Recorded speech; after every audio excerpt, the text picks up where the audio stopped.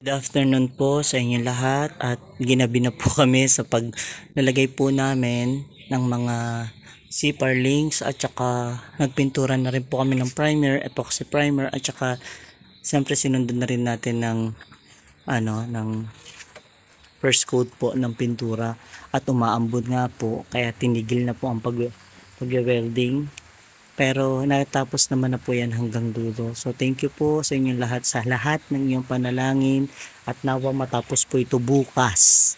Kasi kailangan po namin ito sa Sunday. Mga bata po dito namin yan tinuturuan pag Sunday.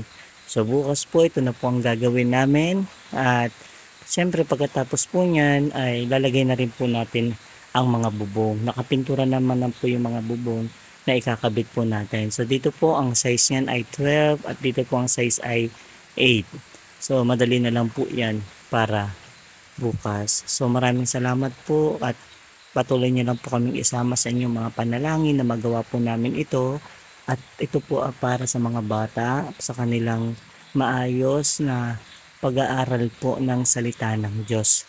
Shout out tayo sa mga nakasama po natin ngayon, si Cholo, si Bapang Jess at saka si Papa. Kasama din po si ate ko, si ate Hana, si Mama Marie, si Joy at sa lahat po ng mga nakakasama po namin dito. Shout out po sa inyo lahat at naway pagpalain po kayo ng ating Panginoong Hesus Kristo. So ayan na lang po, konting-konti na lang po.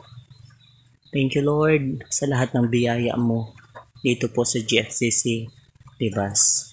Purihin ka Panginoon at sa iyong lahat ng kapurihan. Salamat po. Bye-bye po sa inyo lahat. God bless you all.